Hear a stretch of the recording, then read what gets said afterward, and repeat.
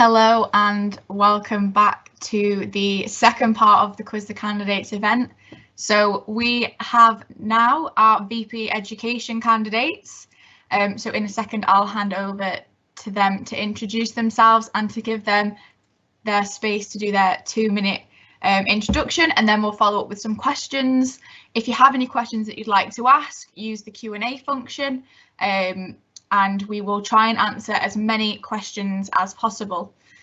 If any of the candidates would like me to repeat a question, please just ask. That's absolutely fine. Or if you want me to try and rephrase a question, then that's absolutely fine as well.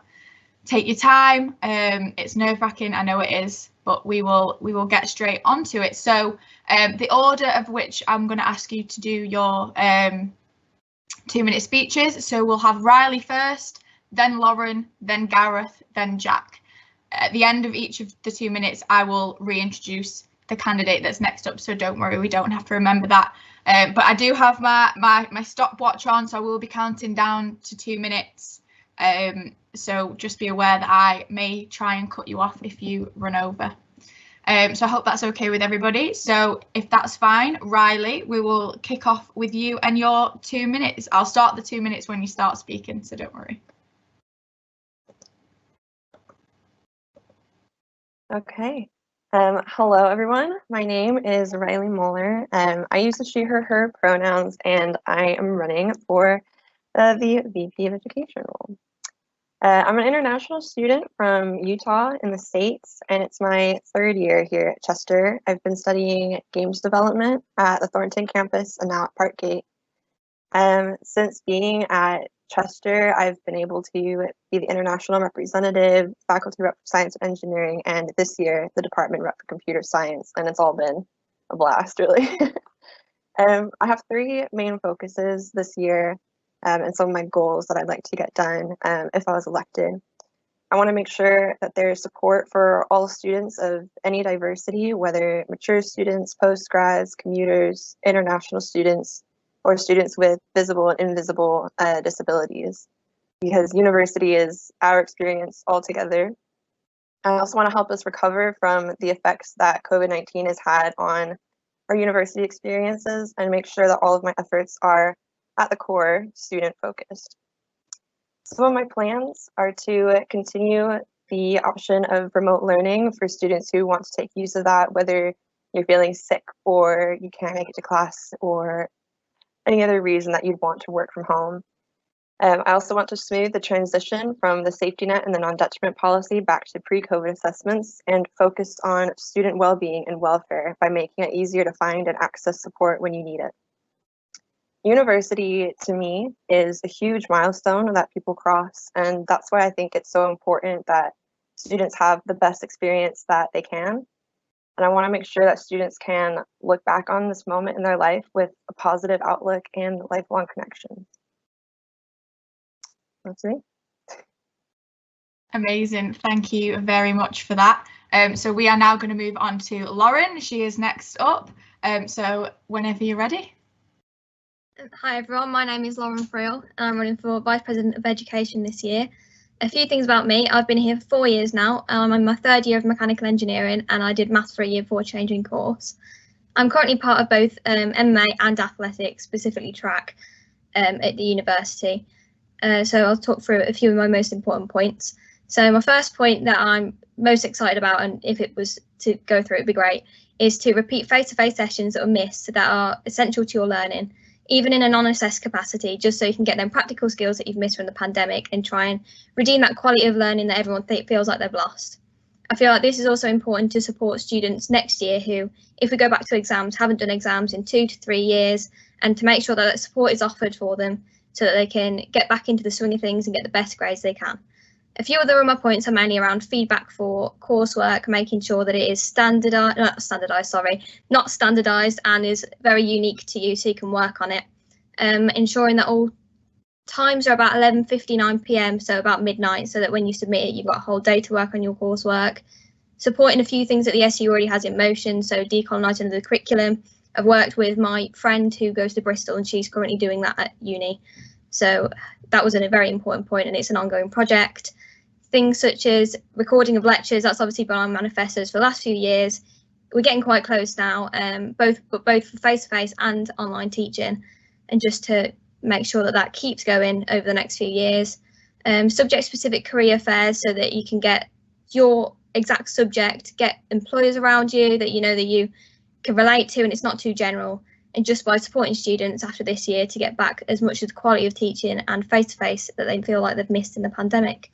So yeah, I think that's about all I have to say. Wonderful, thank you very much. Keeping to time is what I enjoy. So Gareth is our next candidate up. So whenever you're ready, Gareth, please take it. Hi, I'm Gareth. I am a 4th year history and international relations student. Yeah, I'm currently in my final year and I'm running for VP of Education, and I would love your vote if possible. I'll keep my policy short and brief, keep it to the time as well. These are the ones that I would love to work on if possible. The extension of the no detriment policy as a safety net. As you know, we're still recovering from the pandemic, and not a lot of people will feel the effects differently. That's why I think it's important to have this as a safety net for all students post-grad, foundation year, just to keep as a safety net for now, so we don't let any student fall through the cracks. Increase funding for equipment. Sorry about that. Increase funding for equipment, as no student should be left behind. That is my opinion anyway, something I'm very passionate about. And the introduction of university town halls. I've seen great success with the internet campaign of getting the university to agree to this no detriment policy in the first place. I think it'd be great to give students a place where their voice can be heard officially throughout the university, and that's what I hope to achieve. And overall, my last point is just transparency. I want you to know what is going on. I believe that every student has the right to know what the SU is doing and how we're doing it. So that's what I hope to achieve. Yeah, I just hope to carry on the SU's positive goals and build on the goals that I want to achieve, and hopefully I can do that with your vote. Thank you. Perfect, thank you very much, Gareth. And finally, our final VP Education candidate, Jack, whenever you're ready, please take it away. Okay, so hello, my name's Jack and I'm going to be your next VP Education. So I've been actively involved in CSU during my time here so far. I've been president of the society, I've sat on the Society Development Committee. I'm also a student trustee who sits on the SU board. I want to continue the incredible work that Jack has put in so far this year, so continue to develop and improve your student experience. So if elected, I want to ensure that lecture capture continues and that lectures are recorded and put onto Moodle in order for us to be able to access them after the lecture in case you miss it or just for revision purposes. I also want to create a campaign explaining the postgraduate options available and how students can apply for them. At the minute, there's not enough awareness about what options are available, despite over 50% of our student body being postgraduates. In addition to this, I'd also like to work alongside the Varsity Bar to reduce the waste of single-use plastics and encourage recycling of these plastic glasses. I know firsthand, having worked there, how many glasses are just thrown away at the end of a night. This simple change will help us reduce our carbon footprint and become a greener university. Another thing I'd like to improve is the awareness for the wellbeing services offered at the university. So the wellbeing service are an amazing department that I've personally helped myself and countless others at the university. However, their work can often go unnoticed and can be difficult to access their services through the portal. So at the minute, it takes 5 clicks to book an appointment with a wellbeing advisor. I want to make that easier, put them as a tile on portal and making it the first thing you see. So I have so much more I want to achieve if I do get elected. So please take a look at my manifesto, listen to what I have to say today, and consider voting for me. Obviously, voting is preferential, so I'd love your first vote, but I'd be grateful for your second or third votes, as all votes do matter. So make sure you have your voice heard and vote Jack to the future VP Education. Thank you. Thank you very much. So thank you to all our candidates for those introductions. Definitely given us more to think about, but I'm sure these questions will delve deeper into your manifestos and into who you are and how you would take on this role. So the first question that I have is a little bit of a juicy one, and we'll go in the same order as we just did the introductions, if that's okay, just to keep it straightforward. So what is one strength that you have over the other candidates running for the role? So what is your unique selling point that the reason why candidates should vote for you? Riley, we'll come to you first.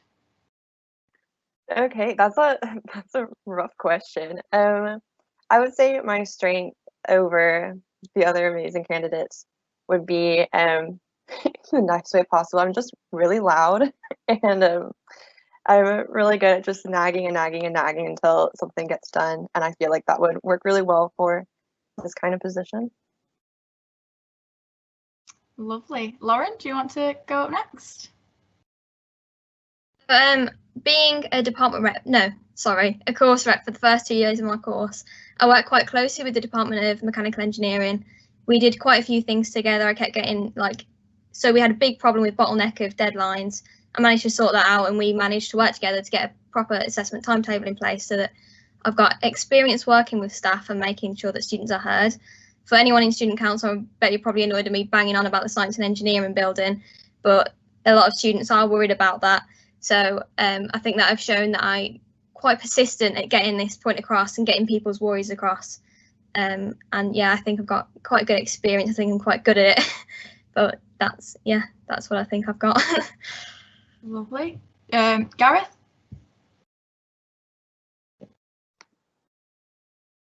Oh, sorry. Fuck. Am I on? Sorry about that. Yeah, one of my strengths is the determination and openness. I'm approachable. I get stuff done. Ask anyone who knows me. I get the job done. An example was I've been a department rep now for my course, for my modules, since I've started in 2017 and 2018. I know the system inside and out. I'm open, I'm friendly and approachable, and I get something done when I set my mind to it. I do it, I achieve it. No false promises here. Hello? Lovely. Sorry, my thing wouldn't unmute. And Jack, we'll come to you finally.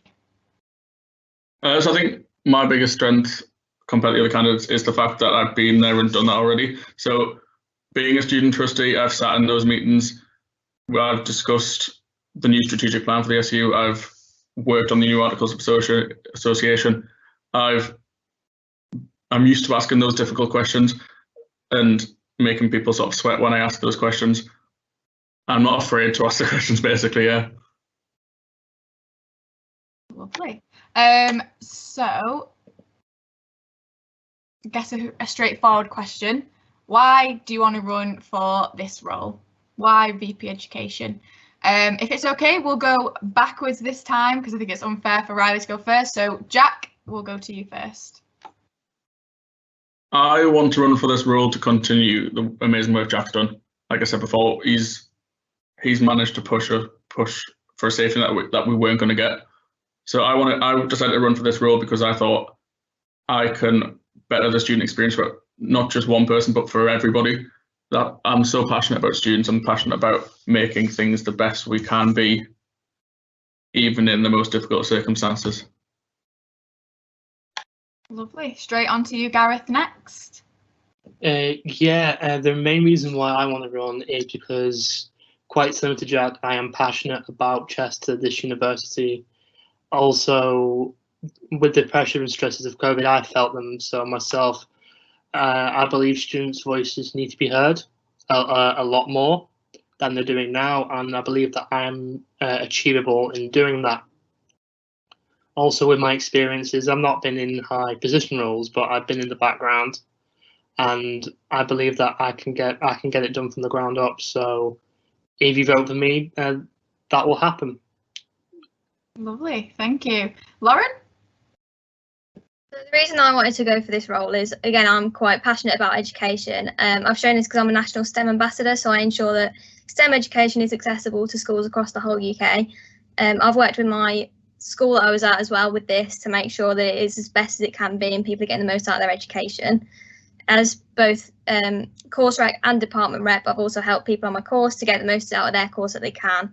I just feel like it's something that I could bring to the whole university. it is the field that I want to go into in the future. I want to be quite high up in like the education type of thing and make sure that it is good for as many students as possible.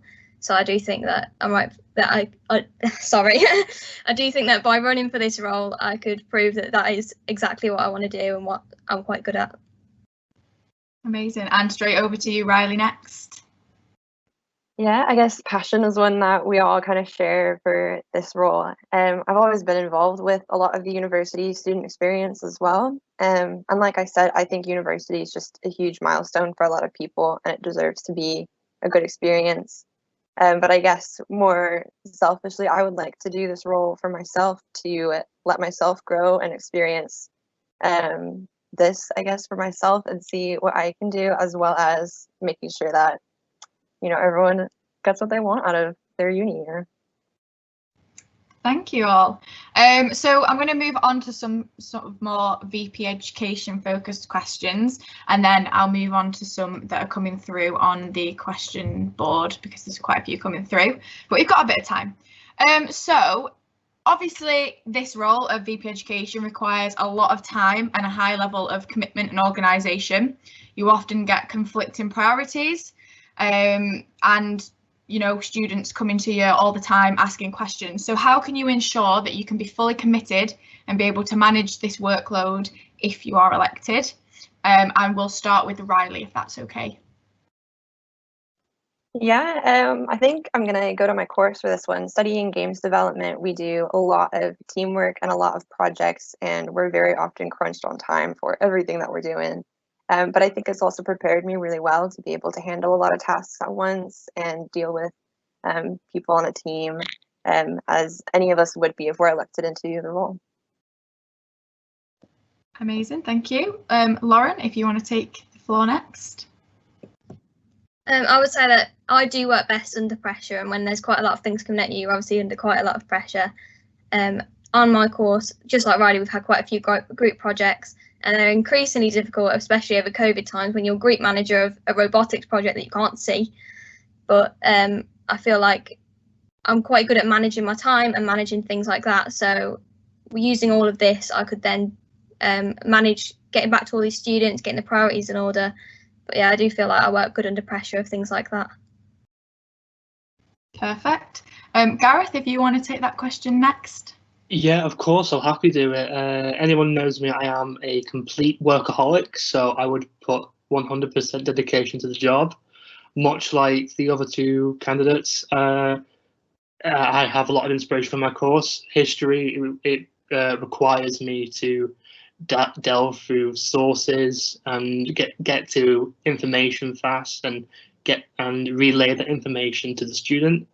And international diplomacy is basically the fact that it's working well with others, is that is just working well with others, and that's something that I do fantastically. And so yeah, that's pretty much it.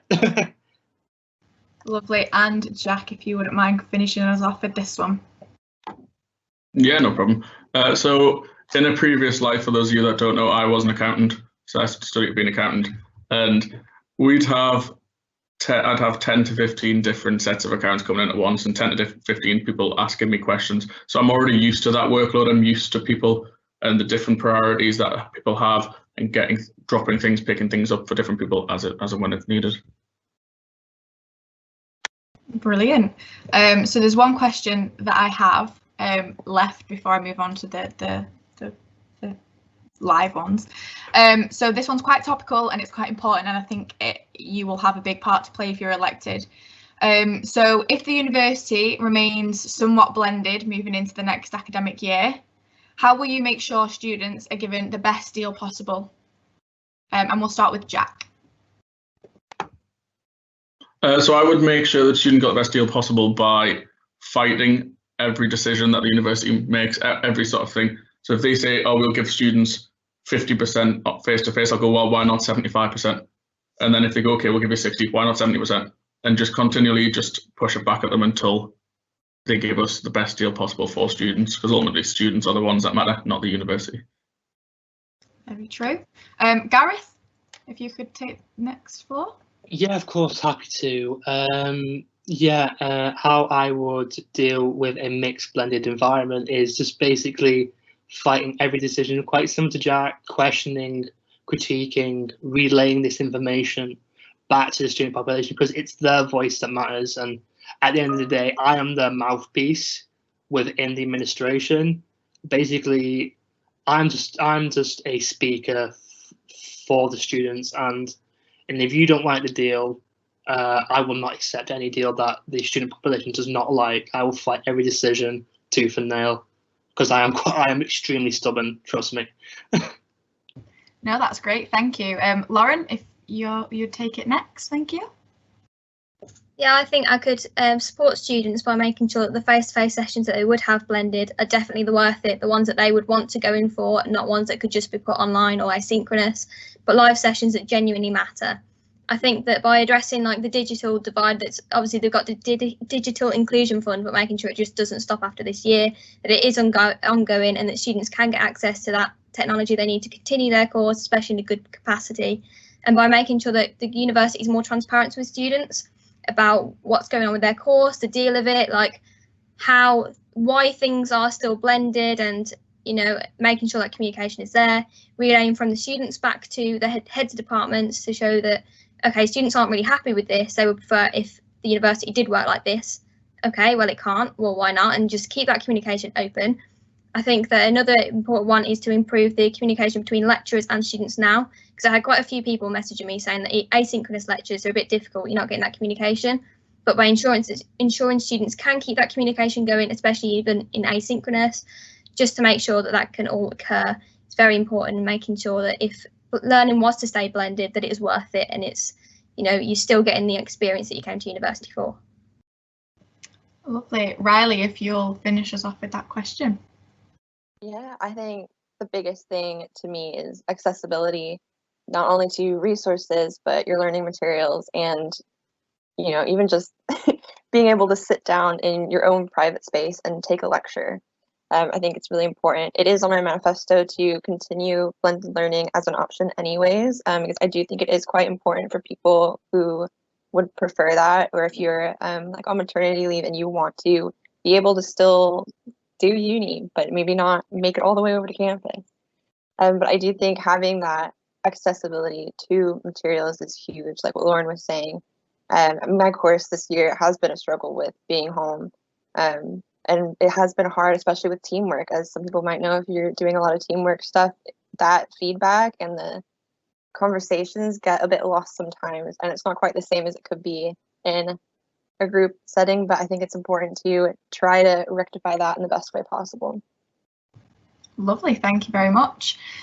So what do you think of academic societies, and how would you use them to benefit the students? And Riley, will come to you first, if that's all right. I feel like sadly some of the academic societies don't get enough attention as it is right now. They're really beneficial for people who not only want to learn, but you could even do something outside of the degree you're doing, which, coming from the States, is something that I really miss, having that option to kind of explore and learn, because you might not know just coming from college and A-levels what you want to do with the rest of your life. So I think having that option to have academic societies where you can go and learn and develop yourself and your own skills is really incredible, and they should have more recognition across the uni. No, that's great, thank you. Lauren, if you'll take the floor for us next. I think that academic societies are very important, but I don't think that they're well recognised enough, or that enough people know about them. So before anything else happened to them, you definitely have to increase engagement, increase the membership, and make sure that more students know that these academic societies are available, by making sure that the academic societies are doing things that are relevant and current to people, especially with that interest. So by allowing extracurriculars that revolve around your course. So I know that there is a STEM society, but it's obviously quite broad. STEM is quite a large subject. But by having academic societies that can break this down to make things relevant to the people that are joining the society, I think that's very important. But I do think they're a really good idea, and I do think that as a students' union, it needs to be emphasised that these academic societies are there. They're here to support you and to make sure that what you want to do is, accommodated by the university, even outside of your course. Lovely, thank you for that answer. Gareth, if you take on this question next, please. Yeah, I'll happily take it on. I believe these academic societies have been left out in the cold, and they're extremely important. If I was to be elected, I would work with the presidents of these societies just to see what we can do to increase membership and just to really fight for them, to put them on par with more sporting societies, because like Riley and Lauren said, they are extremely important, and they open people up to new skills and developments. And I think they are important, and they should be really valued, because it opens students up to more than just the course. It opens up a lot of doors. So yeah, I would fight for them, those societies, 100%. Lovely. No, that's absolutely true. And Jack, if you'll close us up on this question. Yep. So it's on my manifesto that I want to increase the membership to academic societies alongside the VP activities. I mean, Dan's done a fantastic job this year. He's increased academic societies by 5 times. I would want to work with the next academics VP activities to increase that again. My ultimate dream is to have an academic society in every department. I think it's quite achievable. There's 2 people that wants to be in an academic society. Now more than ever, it's important to have things that you've done alongside your degree, not just your degree.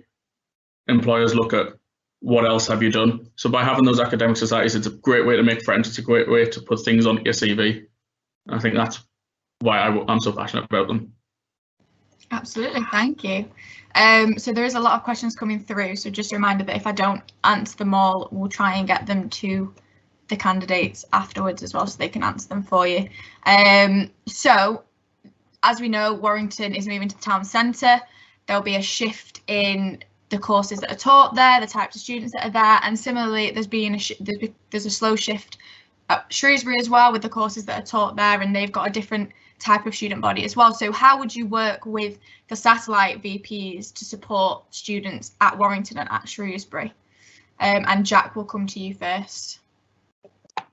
So first of all, I would speak to both VPs and find out exactly what that student body wants and exactly what that student body needs. Obviously, it's a completely different student body compared to the Chester campuses.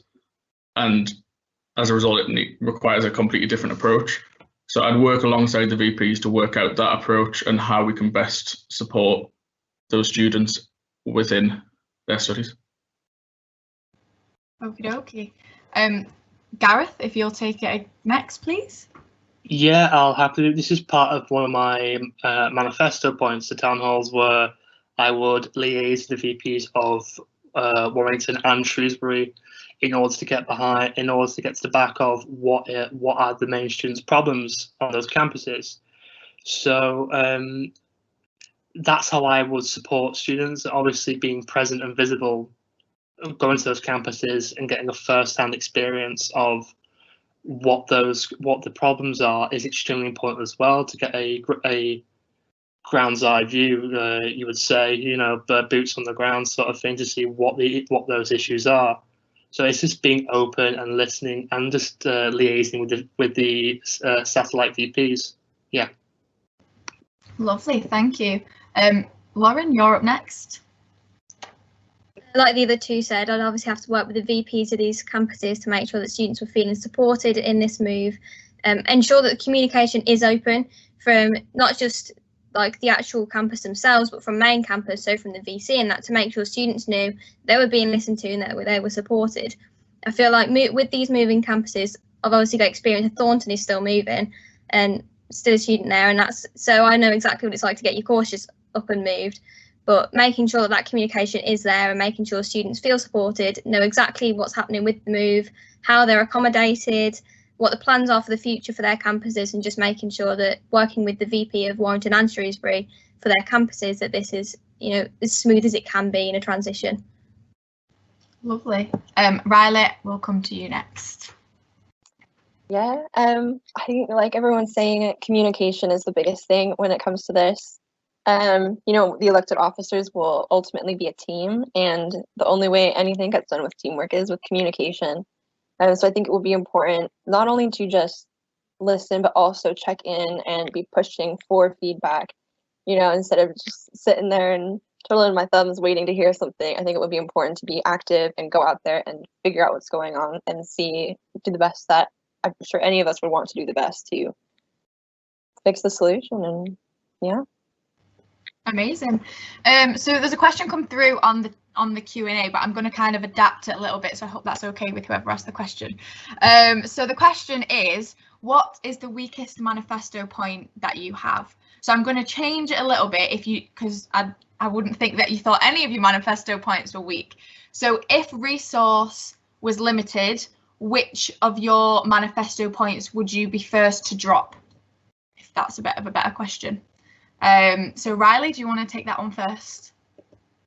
Yeah, I think one of my more challenging ones, resource-wise, would be I've been wanting to do reusable dishes across campus. If you've been to Binks this year, you've seen the little Starbucks cups that are reusable, and I think it's really great to have. And I would like to have it over all of the campuses and all of the buildings, like the bars, the SU, and like the libraries.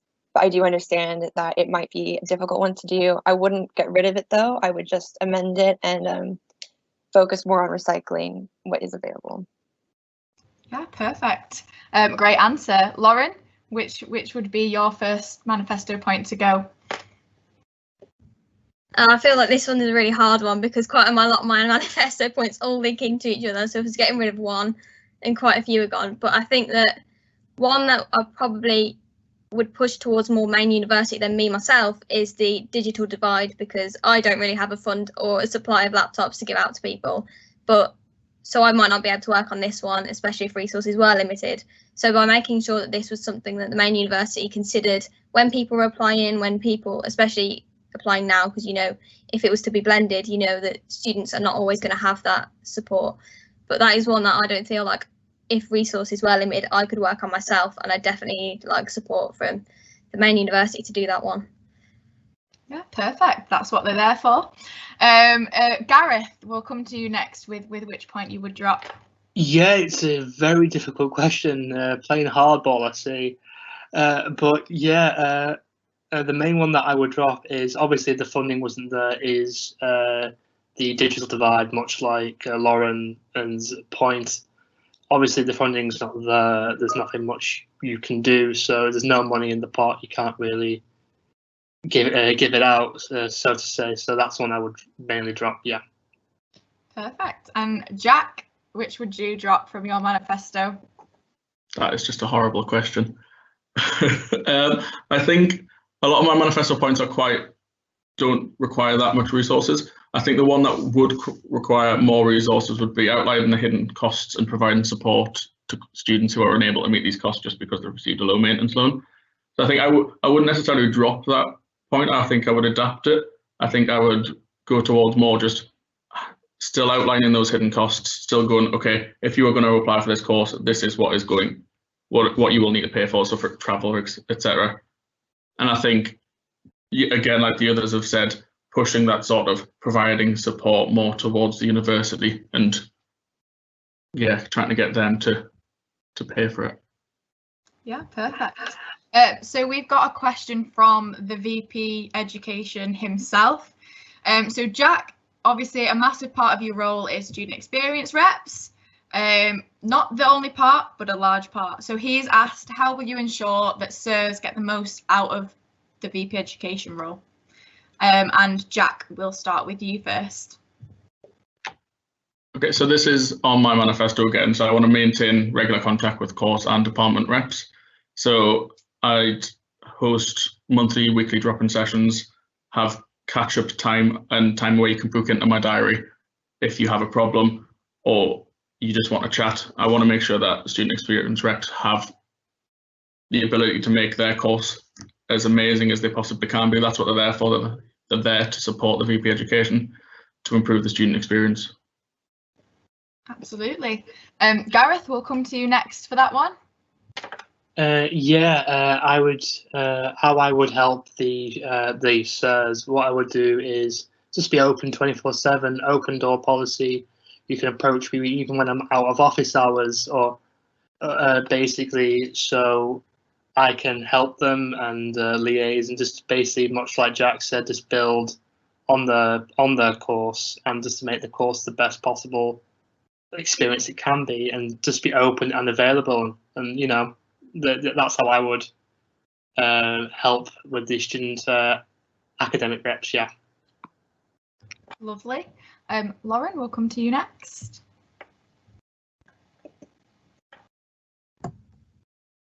Am I unmuted now? Yeah. I think for this one, a big part of it is communication again, keeping that communication open with SERs. I was one for 2 years, so I know exactly like what it's like to be in their shoes. So by, what I feel like is more regular contact with them and making sure that they are also relaying things back, making sure that the students are interacting with them, because that can be quite hard as an SER getting that interaction back. So by just increasing ways to get that interaction, that information back and forward between SERs, I think that's important.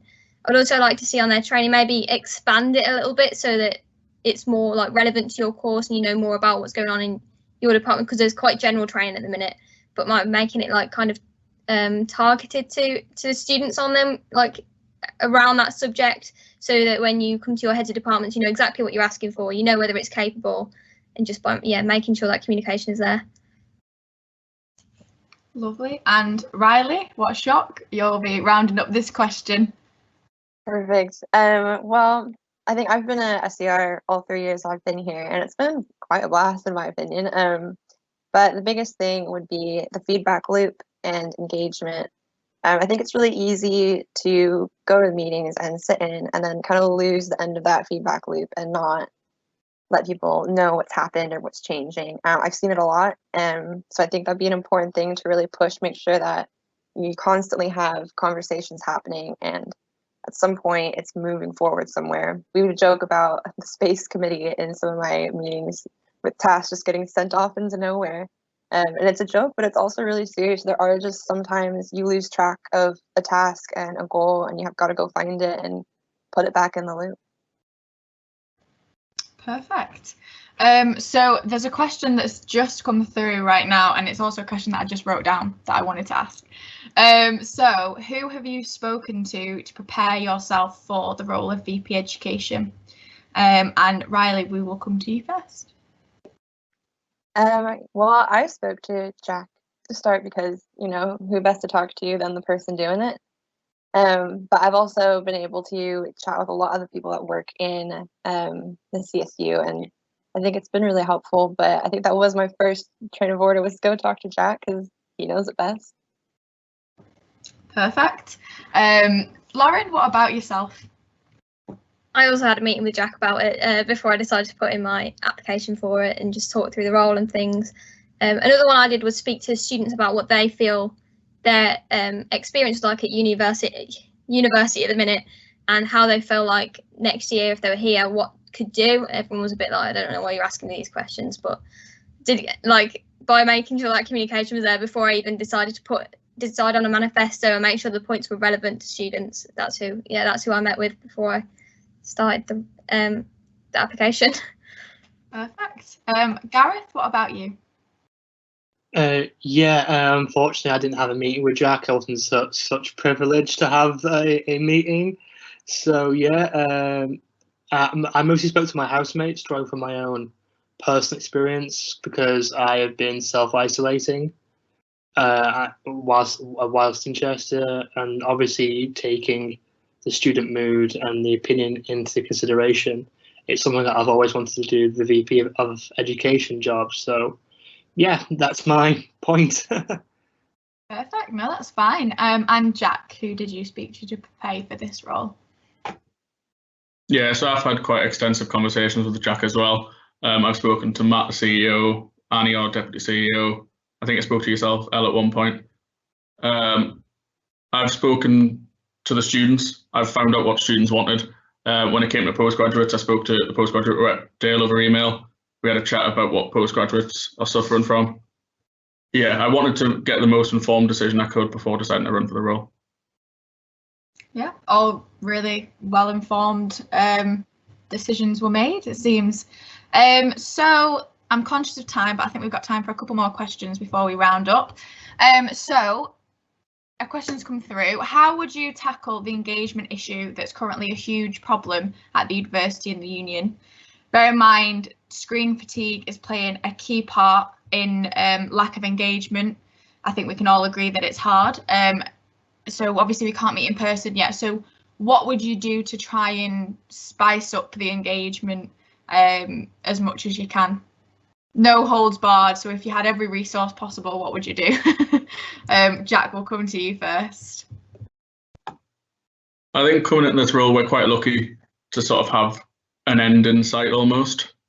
So, I mean, I feel sorry for you guys this year, but I think it would be about making as many outdoor and as many face-to-face sessions as we possibly can, holding those events for people, not just coming into the university, but students that are already there, trying to get them more engaged, putting out things on social media constantly, and just, even if it's just sitting and having lunch with the VP Ed, you know, it's a very simple idea, but it's getting students engaged with the CSU. Yeah, perfect. Gareth, how would you get students involved? How I would get, as one of my policies says, the town hall is making one of the development weeks open door, where students can come and talk to me about any issues, any problems that they're having, big or small, with a guarantee that it will be discussed with the university, obviously. And what I found that to be quite difficult is booking in to see lecturers.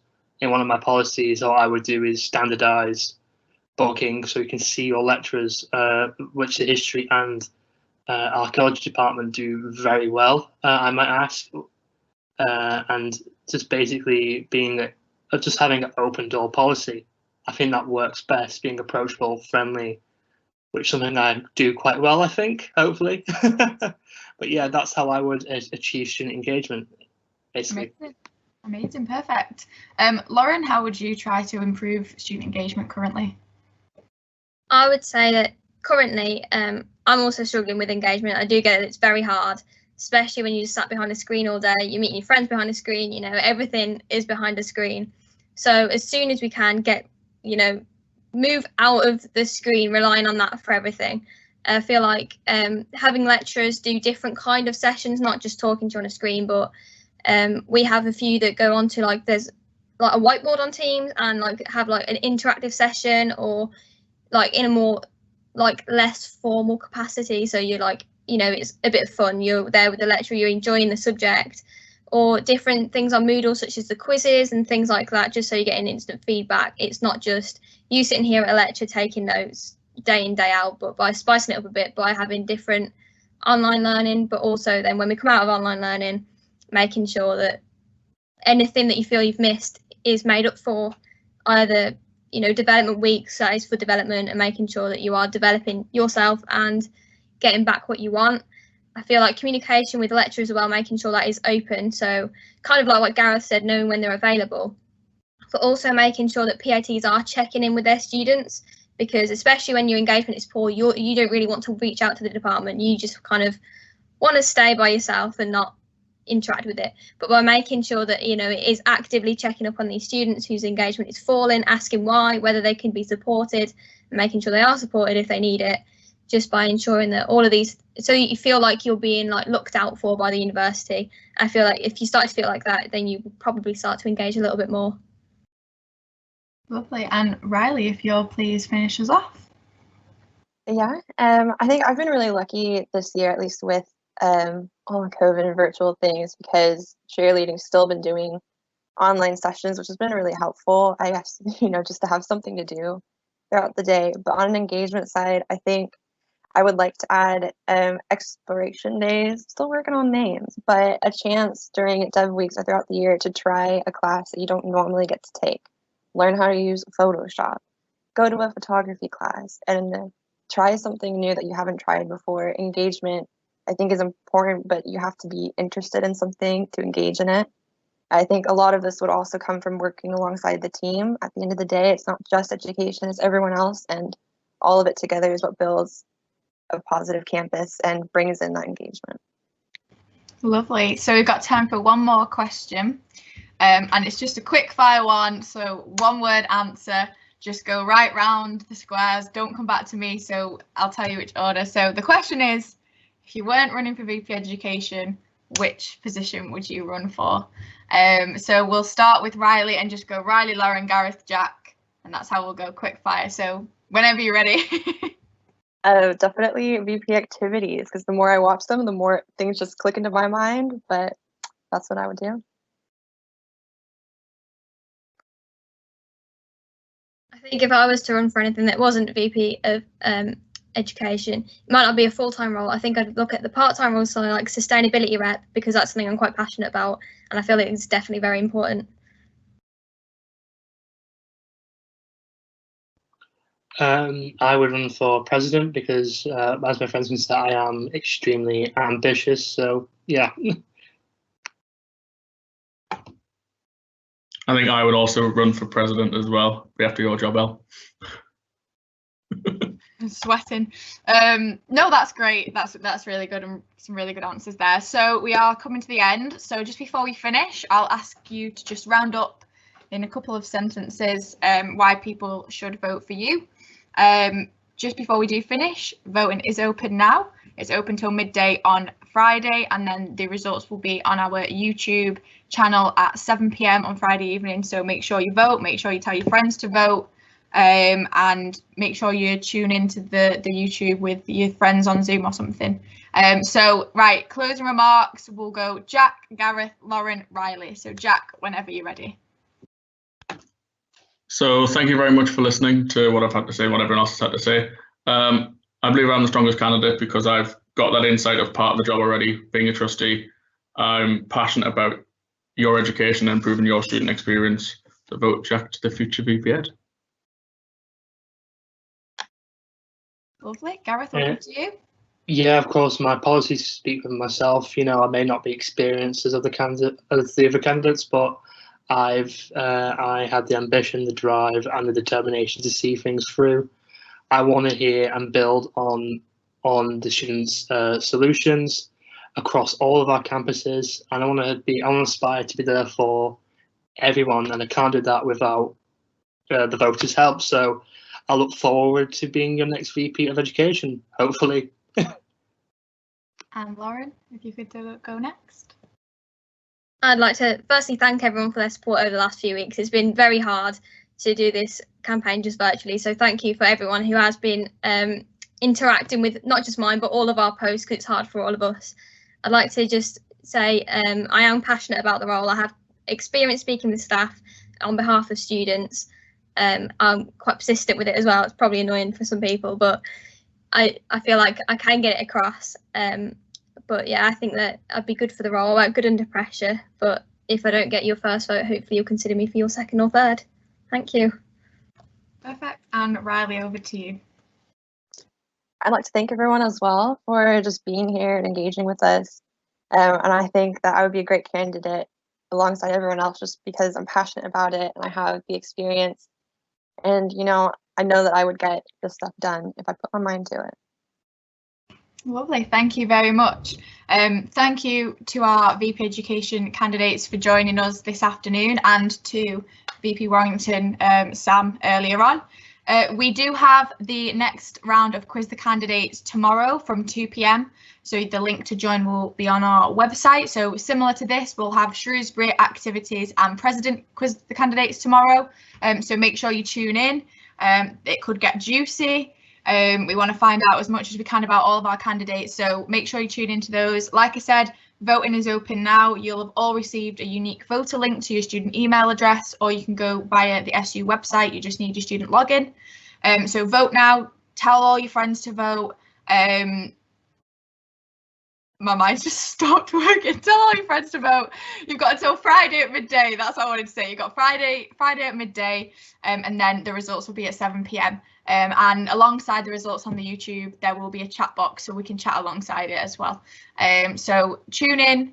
Well done to all the candidates. Good luck in the rest of the elections. Like the candidate said, it's hard for them, so keep interacting with them. If you've got any questions that you want to ask them that we haven't asked today, I'm sure they wouldn't mind you sending them a message to any of their candidate channels. So I hope you enjoyed it, and we will see you tomorrow.